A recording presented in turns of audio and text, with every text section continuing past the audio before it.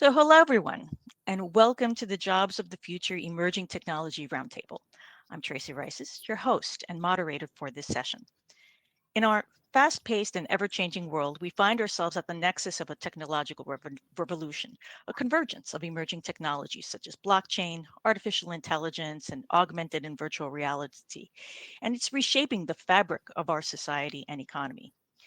These transformative forces are not only disrupting traditional industries, but also presenting unprecedented opportunities for entrepreneurship, innovation, and social impact. Our roundtable discussions are meant to explore these areas and the remarkable potential these technologies have and their synergistic integration. We discuss how they're empowering entrepreneurs to build new ventures, tackling complex societal changes, and driving positive change on a global scale. From revolutionizing financial and healthcare services to connecting and enhancing communities, the possibilities are endless. Each of our panelists today brings a unique and exciting perspective to this discussion. So, without further ado, let's begin with some brief introductions. And again, I like starting with the alphabet. So, Anna, you can go ahead first. Hello, everyone. Happy to be here. I am Anna Chubinidze, founder of AdaIan.AI, the startup that is building end-to-end solution for AI governance. And I'm based in Germany, Berlin so far. All right, thank you and welcome. Michael. You're on mute, Michael. Yeah, Michael, you're on mute right now. Oh, there we go. I'm Michael Barclay, and I don't know how to use the mute button. Michael Barclay, I am the Executive Vice President of Essence Ventures, which is the holding company of Essence Communications, Afropunk, Beautycon, and Essence Studios. We create the largest festival in the U.S. by per day attendance, bringing nearly 500,000 people to New Orleans during Essence Festival in July. That's my day job. By night, I'm a two-time non-tech founder. So I'm also here on the capacity of speaking about Crowded House, which is our end-to-end creator platform that allows for creators to connect with their audiences from start to finish, from promotion to ticket sales to even merch sales and distribution and fulfillment. Very happy to be here and talking to this team. Thank you and welcome. That's Salwa.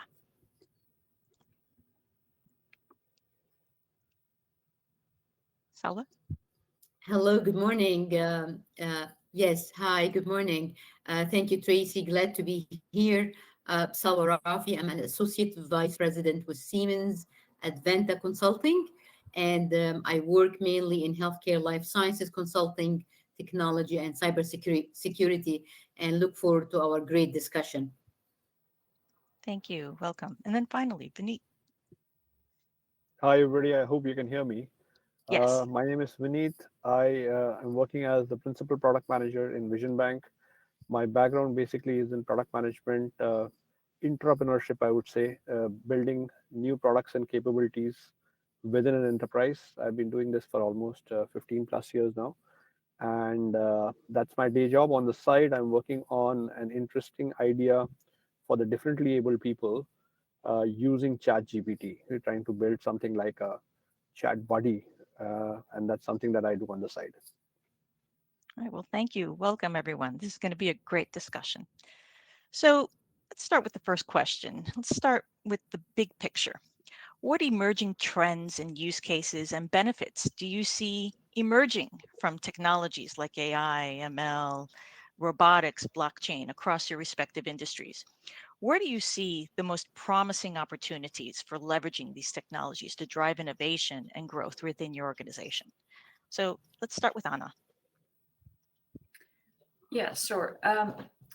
Well, I don't think I can put it in this entire event duration to list all the benefits that AI or all the other emerging technologies are bringing and promising us. But very briefly, I think it has in big picture, we are not even able to see how it will change our life in the next 10 years or especially in the 50 years. But for now, I think it will be, and it is already one of the greatest tech company that the human has ever witnessed as an individual and also as a society in general, because it allows different interactions between humans, and also it improves all the other services that are available, starting from healthcare, continue to education. I think AI is able to be the best assistant to the doctor and augment the capability of diagnosis and collaborating together with that. It is not the question of the replacement, whether AI will replace the doctor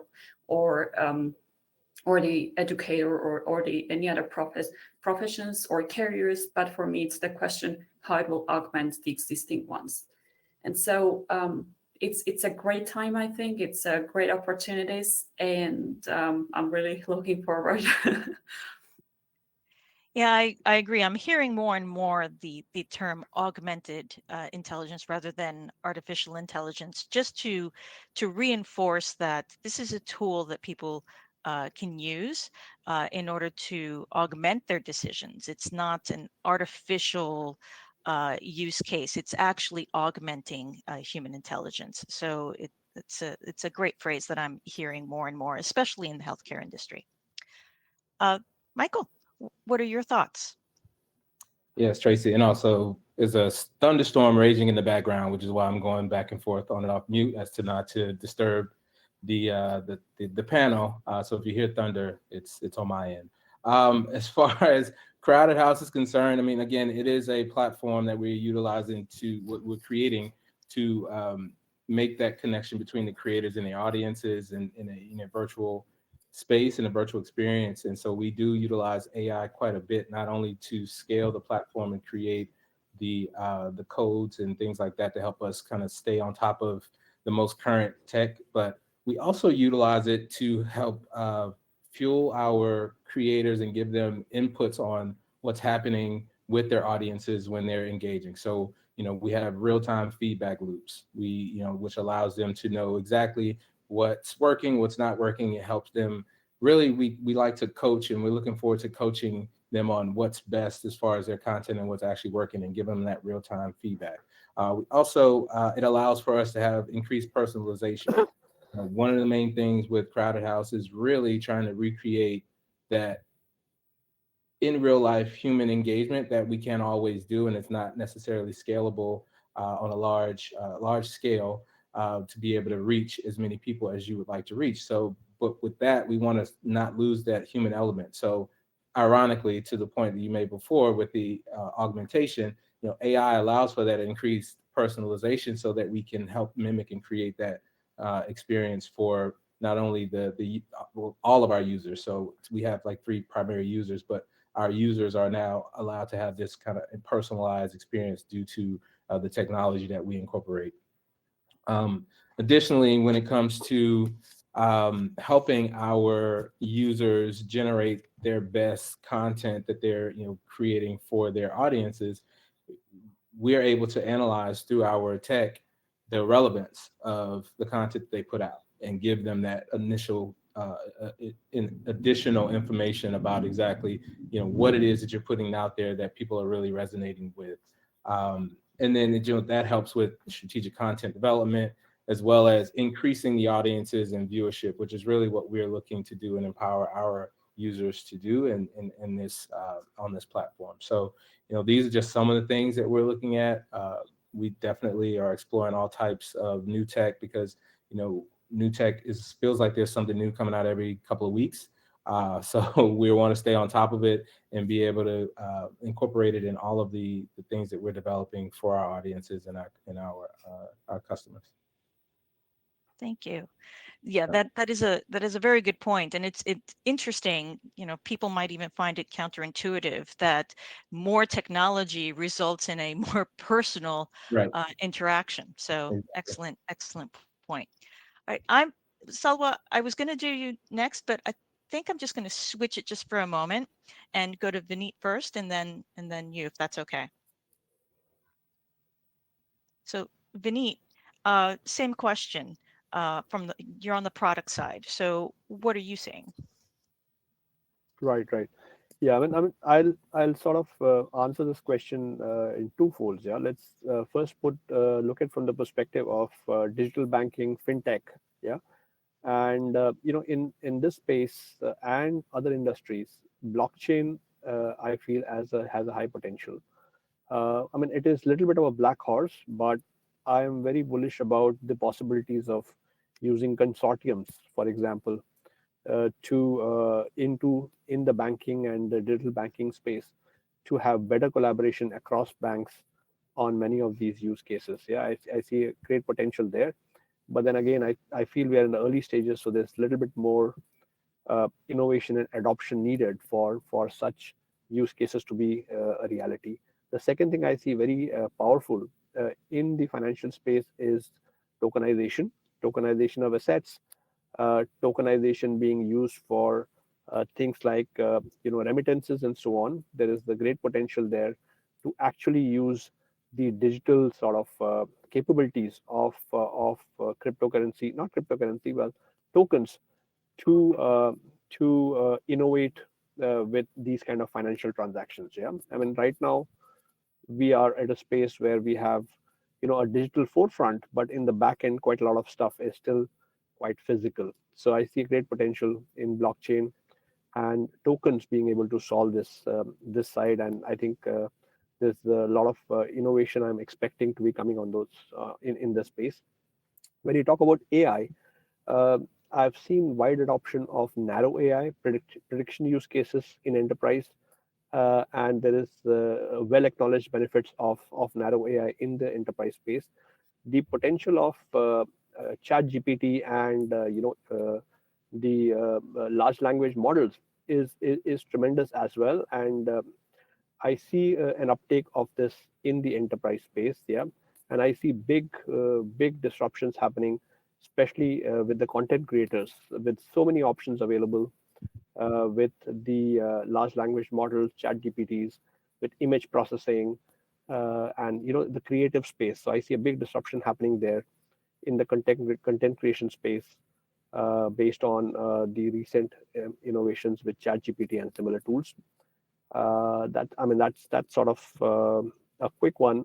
I think the potential is tremendous. Like somebody said, if we can talk the whole day and still there is a lot more to say. But in summary, this is what I feel passionate about.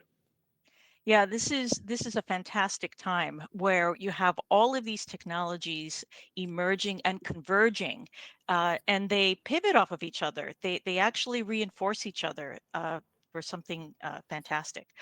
All right, so Salwa, I saved you for last on this one for obvious reasons. Our other three panelists are startups or on the product side. You've got a different perspective, though, coming from infrastructure. So, what are your thoughts? Did we lose Salwa?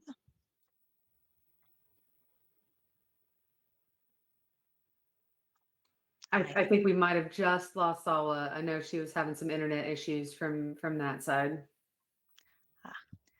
All right. So why don't we go on to the next question then? And when Salwa comes back, we'll have her answer the first question. So transitioning to the practical side, what do you perceive as the primary challenges facing professionals in adopting and integrating these emerging technologies into their work? And what are your primary challenges? So, Anna, if you would like to start. Well, I think we can look at this question from a couple of dimensions. The one dimension is basically a sort of high level on or the organizational managerial side of the organization, where we want to understand what is the decision-making process at the organizational level and the challenges they are facing. At the moment, I all the time mention that usually adoption of the AI is not just a software problem, it's not just a technology problem, it's also social challenge as well, societal challenge, how you can basically train or teach your employees to adopt the AI tools and how you are able to make decisions on organizational level, because at this moment for the AI technologies, what I usually say is that it is a quite a different technology, quite a different challenge, and you need to ask quite different questions, because these technologies, well, mostly this is coming from the characteristic of the technology, because it is adapting itself, it is learning by itself, so it is changing in a time, and you need to actually monitor all the processes. And so at the organizational level, it is very, very important that you recognize this challenge, that you are prepared, and you prepare all of your employees that they learn to ask the right questions at the right moments. One of the things, basically, this has been, well, we published our so to say manifesto, how we look at the entire AI governance, which has 6 elements, and asking good questions is one of the elements out of the 6. And on top of that, then you also have bottom-up approach, where on an individual level, the challenge where humans or employees, if you're an employee or if you're a customer or user or whatever, just a citizen, that you as a person need to adapt to this change as well. If you're an employee in the company, in the organization, again, as I mentioned, from the organizational top-down approach, now you also want to look at the bottom-up approach, what each employee wants to do and how they want to adapt to the challenge. And here, I think we also need to look at the educational part, how we actually educate people, and then a new type, that the need for a new type of education that we need to have. So now we are paying a lot of attention to machine learning. It's learning, but now we also have to pay attention to human learning, how humans learn at the moment.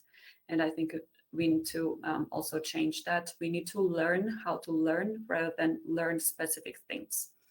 So this is, I think, one of the most important challenges that we have. And as we go through these 2 biggest challenges and learning how we need to learn, I think each and every human and employee will be able to already adapt to that challenge and implement AI in the organization more seamlessly, and face less challenges, I would say. Yeah, it's very interesting. As I mentioned before, it's counterintuitive that the more technology you have, the more personal the interaction gets. But uh, people forget that AI is not solving just a technology issue. It's solving for a personal issue, and it's not just technology. It's how people react to it. So it's still very human. So governance, as an example, is not just a software solution that you need to put in place. You're actually solving for, or trying to solve for, human behavior. So it's all counterintuitive. You don't think of it that way, but that's really how it is. You need to influence human behavior as well. So very good point on governance. So Michael, what are your thoughts? What are the primary challenges you're seeing? Definitely data security first and foremost. The way that the platform is created and the amount of data that we're collecting, not only from our primary customers, but their customers and their audiences, whether it be payment information, addresses, emails, just the way that data breaches occur so rapidly now. That is a big concern for us, to make sure we keep all of our information secure, and all of our individuals that are using our platform secure. So again, some of this new tech will help that we can incorporate, whether we explore ways of incorporating blockchain into this. I know my CTO is really focused on how we can do the best that we can to avoid any of those issues. And then the adoption, and I think we talked about this before earlier, about the human concerns with AI, and really kind of getting ahead of a lot of the misconceptions. And people think that this is going to be the launch or the beginning of the rise of the machines and all the things that the movies have told us, but there's not. I don't see an equal amount of information being distributed about the benefits and the efficiencies that are being created, and the ways in which this tech, uh, when used properly, can actually benefit uh, the human experience. Like we were saying before, like it seems counterintuitive to think that you add artificial intelligence into the mix and it creates a more human experience. But when you're talking about bringing people together, which is what our platform is all about, that bringing people together in a virtual environment, the benefits are tremendous. And that's one of the things, is really getting people to understand, like, it's not uh, us against the machines. Like, literally, it's us working with this technology to create a better existence and better experiences for people. So I think it's really, those are the biggest challenges that I see right now, is really folks getting more well-rounded information about technology and how it will benefit them, versus a lot of the doom and gloom that you see, which is going to lead to, or is potentially leading to, regulations and things like that that may be out of whack and out of sorts based on what really is possible with the technology. So those are the primary things that we're concerned about, because again, we're in the people business. So for people to be comfortable, we need them to understand that, one, we're taking their security, the data security, seriously, but also knowing that us utilizing this tech is not going to lead to any any war against the machines. So I think really that's our primary focus. Yeah, these blockbuster movies, they're awesome to watch. They're very entertaining. I love several of them, but Yep. it's unfortunate that the primary focus is on the negative side Correct. of that human technology interaction. I do wish there were more movies that were showing the positive side Right. of how it could work well. Yeah. Exactly. Uh, yeah, Vineet, what are your thoughts? Well, it's quite interesting, isn't it? The recent movies, the villain is actually not a human being but an AI in many cases, and that sort of talks a lot about what others are also saying in terms of the doomsday fear that people have in terms of is AI going to take over, or are we going to lose our jobs to AI? I mean, I firmly believe that this creates a lot of unprecedented opportunity for people to really capitalize, right? So if you're a self-starter, if you're a learner, and if you like to take initiative, I think there's no better time for you to gain an upper edge than today. Yeah, everything can be learned very, very easily, inexpensively. You just have to have the right frame of mind, right sort of guidance as to what should I pick in terms of new skills, right? So, I mean, I definitely see a lot of opportunities for entrepreneurship, disrupting the current way of doing things for the people who have initiative, and the people who are positive about the future. I mean, in terms of challenges, definitely there's some challenges also that are being posed by the new technologies. AI in specific. I think the rise of fraud is something that really needs to be watched closely, because AI allows you to impersonate in a very perfect way, right? Your voice can be impersonated, your looks can be impersonated. So I mean, the threats around that is something that we need to closely watch. There's a lot of propagation of fake news has become even more easy. I think that's a space to watch as well in terms of the challenges that AI may bring in. So there is a need for regulation to protect people and to minimize the negative sort of possibilities of technology. But as with any technology, I think these possibilities have always been there, right? When the car was invented, there was always this possibility of somebody will steal and run faster than a horse. So there's nothing new, I would say. It's just that more regulation needs to be brought in to minimize the negative sides of this, right? So that's, I mean, in terms of challenges, I mean, if you look at the blockchain, for example, there is been propaganda that blockchain is going to increase the activities in the darknet, or it's going to make it easier for illicit activities to be funded. But I mean, if you see on ground, I think it has not been very different from the other technologies that have come up in the past. So there is a fear around these kind of activities, but realistically speaking, I mean, the positives outweigh the fear or the negatives, possible negatives. So I still feel very bullish about these new technologies, but we just need to tread cautiously because they are very, very disruptive in nature compared to other innovations in the past.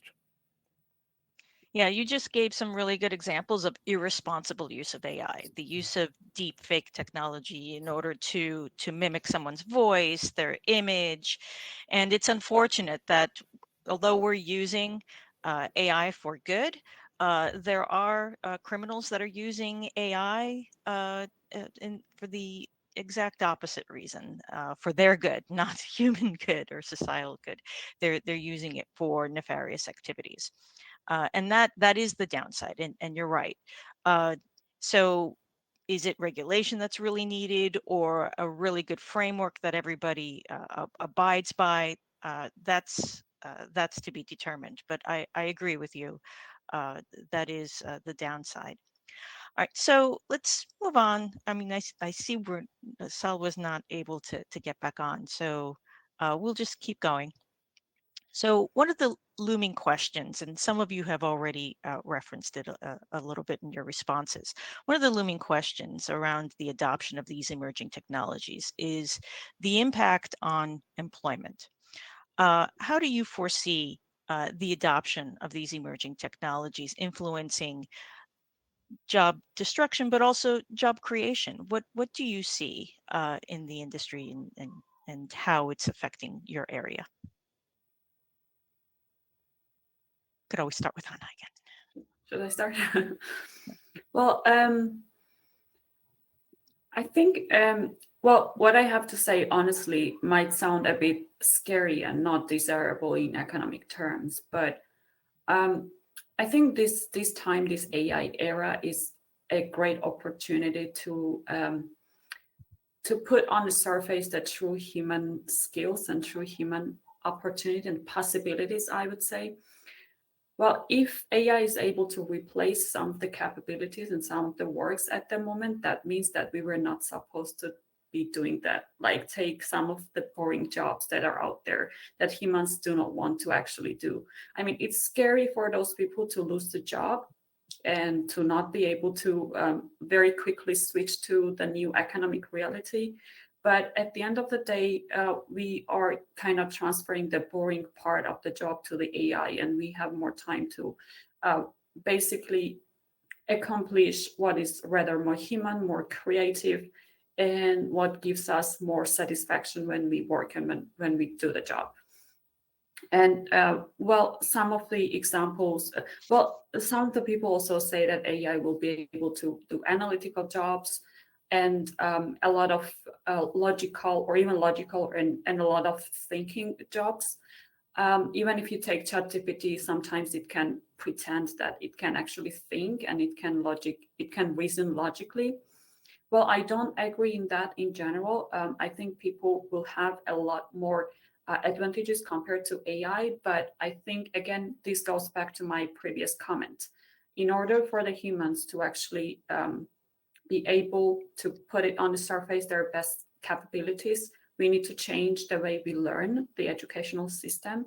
And that is, we need to sort of learn how to learn and how to improve ourselves on a very quick pace, so to say, or the pace that we need at the given moment. And the danger of the economic shifts and the danger of losing the jobs will not be as scary or as undesirable in that case. Other than that, I think it can really be a great assistant to the people, especially if you take healthcare. Well, even from my personal experience from the last week that I had to do with the doctors and healthcare system, I would think to myself all the time that these doctors could have been much better off, could give me better diagnosis if they had AI together with them, if they were using AI already. And so again, it's not always the replacement game. It's always just the transition, and it's just humans need to adapt. It's always still again about humans. It's our decisions and us building our own capabilities. Thank you. Yeah, over the years there have been emerging technologies for forever. This is not anything that's new.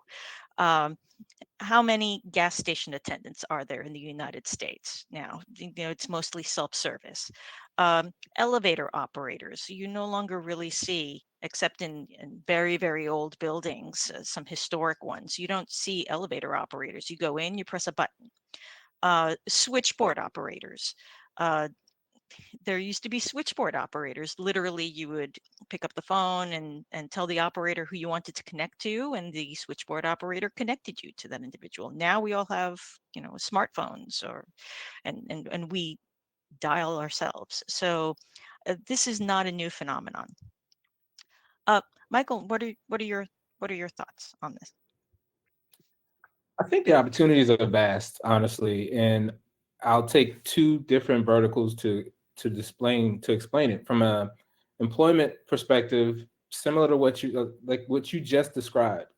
We don't have elevator attendants anymore. We don't have gas station attendants anymore. There's a misconception that AI just runs by itself. That there's no human need, no human interaction, no need to interpret, none of that. It's just like you set it up and it can go forever without any engagement. I think where we would need to, the opportunities that lie in this, in addition to what Anna was saying, as far as like can, removing the mundane and kind of routine tasks from humans to have to operate, there's still going to be some interpretation that's needed. There's some human engagement that's needed. There is some analytics.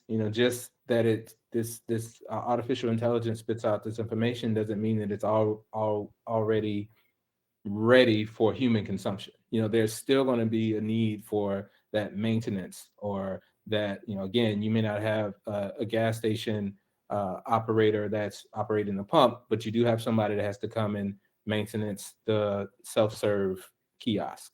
Somebody is coming in there periodically to make sure things are working properly. So there's a whole nother economy from an employment standpoint that it could be created by just managing and working with, interpreting, analyzing all of this AI information, activity, interaction.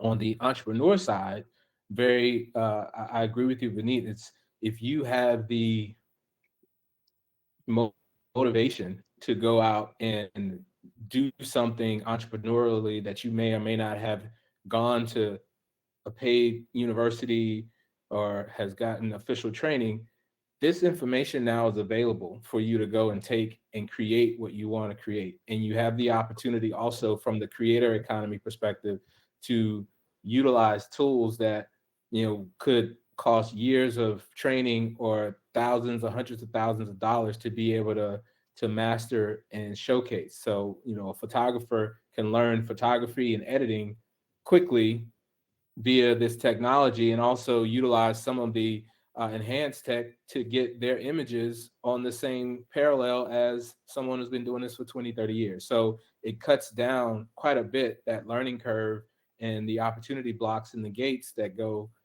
for a lot of folks that just want to do things, and you may have an idea. So it's really that thing that helps you get your ideas out and help you get to a point where you can scale and create things that it may not take you the 10 years of mastery that has kind of been the standard of how you become a professional at something. So for both sides, entrepreneur side and employment side, there's vast opportunities. It's just a matter of adjusting your mindset and moving forward with the trends and change, and not being so resistant and thinking that this is going to be the end of your livelihood because of this technology. Excellent points. Excellent points. Vineet, what are your thoughts?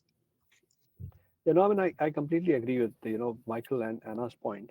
I would just like to add that with the new technologies, I think there's always been a trend that there will be accumulation of wealth around people who take initiative. They build something that is useful for others, right? And then there's always will be a community or a group of people who sort of fall in the adoption curve, and they find employment and skills lacking, right? So I think this possibility is with all technologies. I think it's a responsibility of each individual to look at the horizon and see where are the opportunities and how they can upskill themselves, and this can be in their respective areas of expertise or interest. And the learning possibilities are tremendous, like Michael also mentioned, and the cost of learning has become very, very cheap, right? I mean, in as low as $5 you could learn digital photography or video editing in Udemy, which was not the case 10 years back. I mean, you had to spend probably hundreds, maybe thousands of dollars to pick up the same skill set. So, I mean, so those are the possibilities. Yeah. I mean, in terms of, risks, obviously, new technologies would need newer skills, and some older skills will get automated, and, the tools or the applications will be able to do it without the need for a human being. I mean, I think that risk is always there with new technology, that the value gets captured by the product, and you don't need a human to do the job, right? So I think this is where we have to have our thinking hats and look at what is in the horizon, what are the new areas where you can get in and upskill yourself, and you can come out a winner definitely in all these technological advances that is happening. So I mean, I look at it as the glass half full than the glass half empty, that the human capabilities are being enhanced drastically by technologies like AI, right? I mean, if I look at a few years back, if I wanted to write an article, a research article for LinkedIn, it would take me probably a few days to do the research, write it, review it, edit it, and so on. But now with ChatGPT, I can write a simple table of content, get an idea. I mean, I'm not saying that make the AI do the work for you, but at least make the AI help you think better, research better, and then at the end of the day, you produce something that you are doing on your own. But you can cut down the effort by one third, one fourth to do the same kind of creative research work that you have been doing manually before. So I mean, if you're clever enough to try these technologies and tools, you would get the benefit of it. But if you sort of stay away or shy away from it, guess what? Somebody else is going to capture value there, right? So that's where the possibility is, I think. And I mean, you need to be a self-starter. You need to take initiative. You need to take risks, and the sky's the limit where you can go. That's what I believe. All right. Excellent points from all of you on this. So let's pivot to education. We've all talked about education, the need for upskilling, but what does that look like? There's personal responsibility. You've all said that there's personal responsibility in upskilling yourself, but is there a flip side to that? What responsibility do organizations have to help upskill their employees? So what does education look like? Who's responsible for it? Obviously, personal responsibility, but beyond that, who's responsible for that education, and how early should we be educating people on these emerging technologies? So Right. start with Anna. Um, We can well, go in reverse alphabetical order if you want, because I feel bad you go well, first every time. I just want to specify the question a bit. Do you mean educating about AI, or do you mean education in general? How should we change education How should we change education? in general in order to to adapt to this new era? Yes. Well, yeah, I've already mentioned a couple of times, but now I switch back a little bit in a way that I think this time is also different in a way that in the previous industrial revolutions, well, current education system is basically built on the interest of the previous industrial revolutions, so that people learn and are educated enough so that they can precisely complete the tasks that is given by the companies that have been functioning in those industrial revolutions. And same has been also from the governments. Basically, the education has been built on the premises that humans, the students, are good enough to actually memorize some of the facts and not have their own analytical skills or questions. And they have to be good enough to actually complete the skills in either financial sector, in technology sector, and so on and so forth. But currently, this could have been true also for current situation, that you have to basically raise your employees to be good enough and not so great educated to ask critical questions. But well, my understanding to this change is that you can no longer have people that are not as educated, because if any people, any employee or any student do not learn how to learn and do not develop their own critical mindset, they will not be able to actually catch up with the current situation, catch up with the current revolution of AI. This again goes back to the bottom up approach in the organization, where employees and even ML engineers need to be able to ask the right questions, need to understand what is the societal possible societal impact of the very technology that they're building. Where before it was the very narrow education, narrow mindset. If you're a machine learning engineer, if you're a computer scientist, you just need to learn how to write a code. Or if you are a I don't know, social science, you just need to understand how people interact with each other. But at the moment, it's like I always talk about multidisciplinary collaboration, but not even that is not enough, because each person has to have multidisciplinary understanding within herself or himself.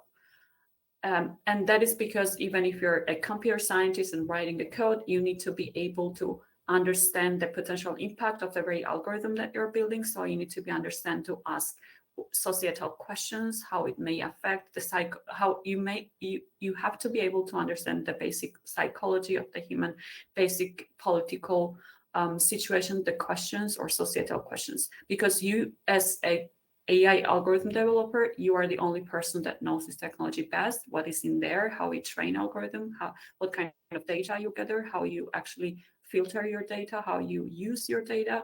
And basically a lot of decisions that algorithm makes is based just on the data and then how you build the algorithm. So as an ML engineer, you have to know what are the right questions that you ask in order to at least the algorithm not to be biased, but also then you have to have the other questions and answers in place. And same is for the people who are in social science. You have to know the internal functioning of the algorithm, how it works, so that you are able to actually apply your own answers and questions to the functioning of the code. And what I'm saying is, and I'm seeing also, I'm hearing it from other people, one of the most popular disciplines in the future will be philosophy, because it will AI is raising so many important questions at the moment. Even if you take the question of fairness, we as a society, as a global society, or as a country, or as a community, we've never discussed so broadly what is fairness for us. What does fairness mean? But AI has brought up and put these questions so much on the surface. Now everyone is thinking about what fairness means for them, what fairness means for their organization, what fairness means for them as a person, what fairness means for them as a country, because you also have to put fairness metrics in the regulations. You already have this in the regulations. And so these and so many other questions, philosophical questions, are emerging, and philosophy will be probably one of the most important disciplines in the future. And exactly the question how we learn, the logics, the major questions, how we approach to understanding the world rather than just learning the specific subjects. That's a very interesting point. A philosophy is going to be a major driver going forward. Again, it's counterintuitive, but it's true. What does fairness mean in the overall scheme of things? So, very good point. Michael, what are your thoughts? Yeah, I think it's, we were already kind of moving in the direction of changing the way that we learn, simply because the amount of information that's at our fingertips in the phone. As I was growing up, yeah, it was a bunch of memorization, remembering history, remembering formulas, mathematical formulas, and honestly, memorizing multiplication tables all the way up to 12 times 12. Now you can, talk into your phone and get everything you need to know.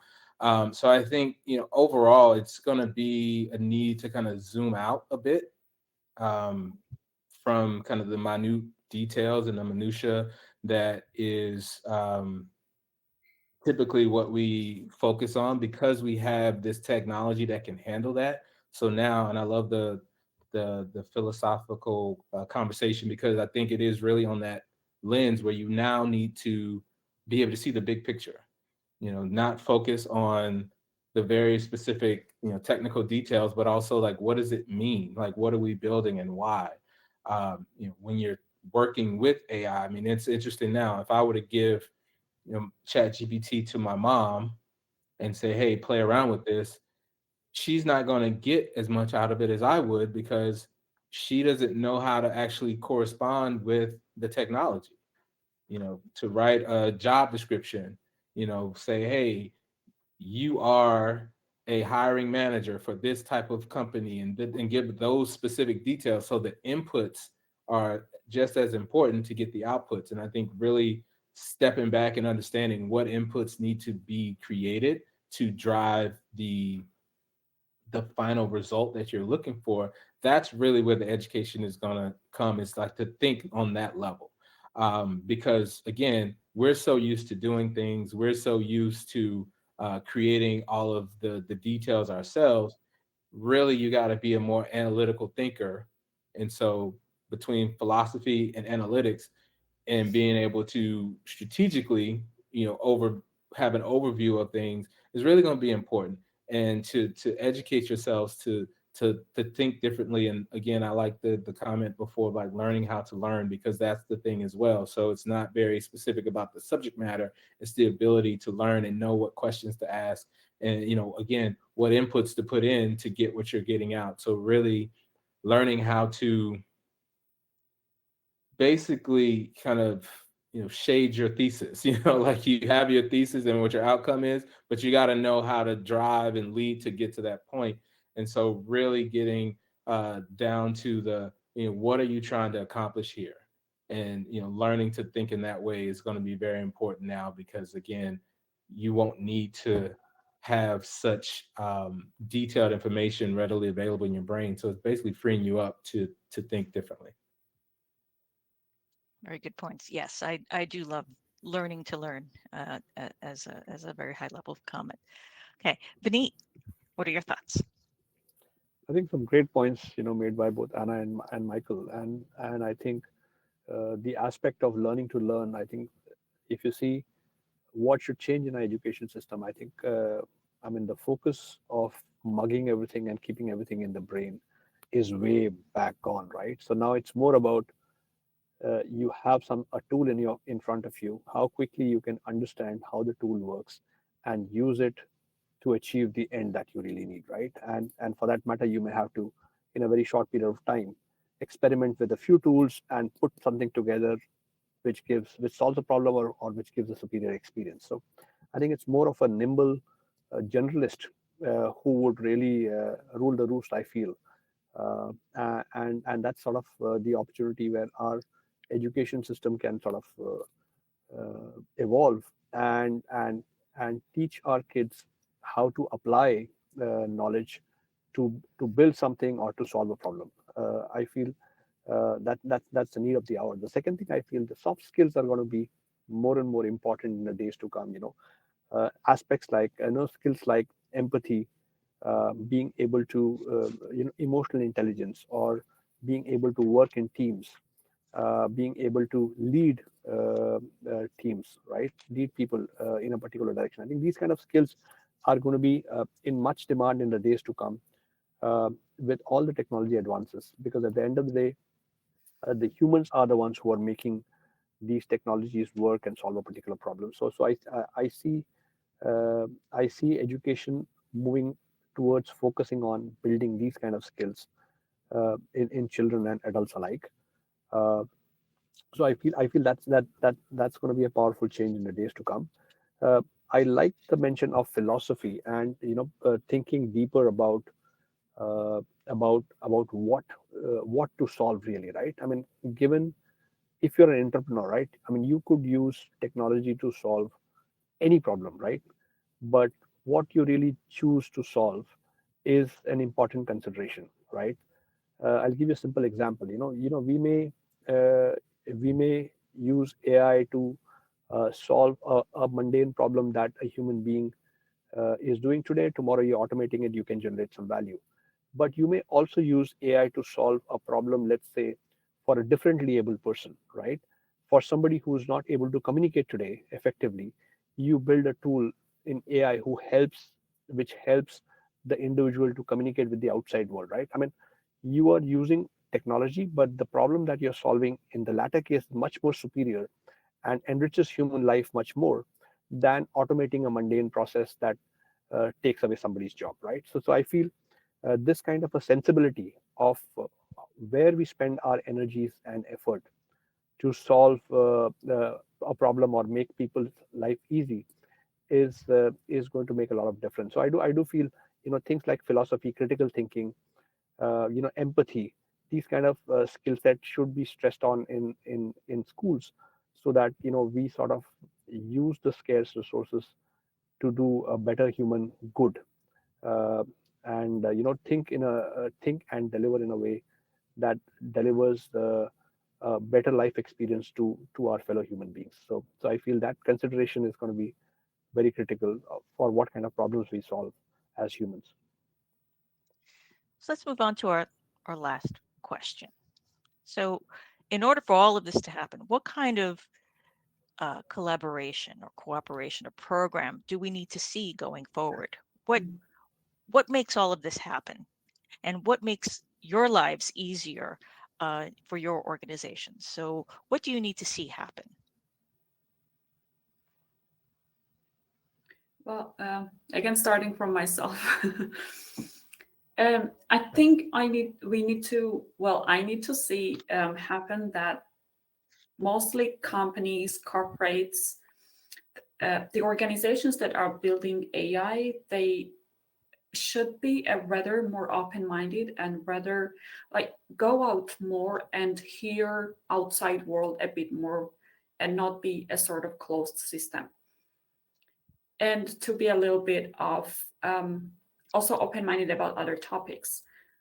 Well, as someone who is building AI governance solutions, what I hear most of the time from startups or from tech companies or even from corporates, when I, for example, talk with them about some of the risks of AI, they do not really see the necessity to actually even think about these questions or to consider these questions at all. Um, well, there is something with the positive mindset that's great, having the positive mindset and being excited about these technologies. But I think we need to look at both sides more. This is one thing, and we need a rather better collaboration also on from the policy makers, like from government side, because they're also kind of our closed system as well. Well, I know, for example, the EU has built the expert group in order to create EU AI Act. And under TDC, like Trade and Technology Council, they try to also sort of source different opinions from SMEs. But I did not see that playing in practice well, because that was not very systematic. That was sort of hectic, I would say. It was some meetings put online and then hearing some opinions, and I did not really see having it systematic way and putting in place. And so I would rather see this collaboration improved between the different sides, and hearing, like being more open-minded to the other side. Because if regulators just try to make policy based on their opinions, and especially currently, if, a lot of people do not really understand what is AI and how it works, we're going to have regulations that are completely out of place and not relevant. And anyway, regulations will be out of place and not relevant over time, because it will not be able to catch up with AI technology development. This is what I'm preaching all the time. Um, but yeah, I mean, the closer collaboration, give it more institutionalized and systematic way would be much better. And seeing entire AI governance as a rather also societal challenge rather than just a software challenge would be another thing to closely look at. All right, Michael, what are your thoughts? Well, Anna, that's one of the advantages of going first, because you made a lot of great points that I was also thinking. But I think overall, more conversations like this, to be honest, where you have the fair kind of outlook on what the technology is. And we're not shying away from the potential negative usages of it. Vineet went went deep into some of those risks, and I think that's fair as well. Like, we need to be honest about what the dangers are, but we also need to be honest about what the advantages are. And I think that more fair communication of both sides is what's going to help the adoption of the technology and allow for those who could most benefit from it to say, hey, maybe I do need to look into this. Maybe I shouldn't be afraid of this tech, and it can help me get these ideas out and things that I've been sitting on for years and didn't know in what direction to go into. So, what I think needs to happen is just more fair and honest conversations about what's real, not fantasy when it comes to the utilization of technology, which will help again drive fair regulation because again, there is a need, with every new tool and new toy that comes out, we got to put some guardrails on it because the bad guys always take over and master things faster than the good guys, it seems like, with any new tech that comes out, from the beginning of time. So I think it's, again, acknowledging that, but also being clear on what the advantages are and then offering up, like we talked about, some of this new way of thinking and education around it. Whether that is, talking about the need to be more philosophical in the thinking and the education, and how do we incorporate it into education systems, at whatever level, because again, even that, there's resistance. It's all about the negative. We thinking about like what folks are, for the most part, the majority of the stories that come out of education and AI is teachers getting all of these reports that are written by Chat GPT. I'm not talking about the teachers that are using chat gpt to create their lesson plans so that they can focus on how to better engage with their students as opposed to the rudimentary tools of like setting the day-to-day schedule, and the extending their limited knowledge of things that they may or may not know. So I think it really is creating more of a well-rounded image of what tech can do for everyday people, what it means to you, what it means to big companies, what it means to entrepreneurs, what it means in my space to creators, and showcasing that and showing some of those benefits along with being honest about what the possible negative outcomes could be. Yeah, I agree that this can have a tremendous impact on education. And you mentioned teachers using AI as a tool to create their lesson plans.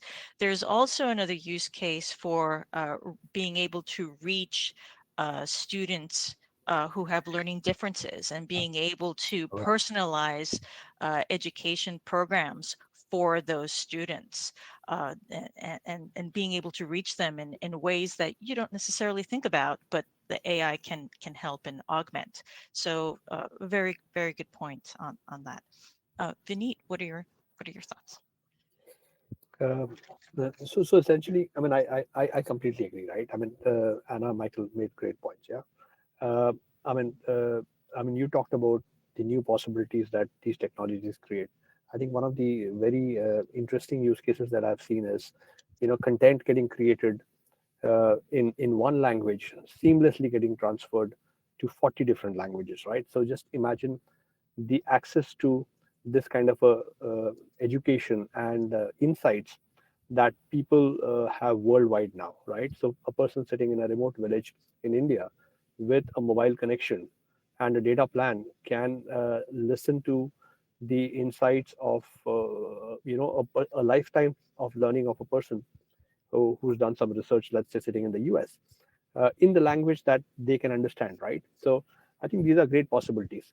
And I feel the democratization of knowledge is going to make a lot of difference, especially in the lives of people who are marginalized, right? Who come from, let's say, poor backgrounds with lesser access to knowledge and education than everybody else, right? So I think that's a great promise to look out for, um, as the gains of technologies like AI and the ubiquitousness of the mobile connectivity, I would say. Um, Yeah, and I think, I mean, I don't want to sort of repeat what Anna and Michael have said, but they made really great points about the possibility that technology is going to bring for the future. All right. Well, thank you to all my speakers. We are over time now, so we do need to bring this to a close. It's unfortunate that Salwa was not able to rejoin us. We'll try to get her on another panel, another future panel. So again, I want to express my heartfelt gratitude to all our panelists and the audience that joined us in the background today. Um, Today, we've explored the dynamic intersection of blockchain, artificial intelligence, just emerging technologies in general, and their profound impact on entrepreneurship, innovation, and societal change. We've identified key areas. We've talked about the positive drive forward, all the positive things that can happen. We've talked about some of the negatives too, and the need for better education. For audience members who are interested in learning more and hearing more about emerging technologies, we do have these roundtables every 2 weeks, so please be on the lookout for the next one. And also for those interested in responsible innovation and responsible AI, be on the lookout for our AI 2030 Chicago conference and our Web3Con, which will be at the end of June of this year. And hope to see you there. Thank you again to everyone. And this brings our roundtable discussion to a close.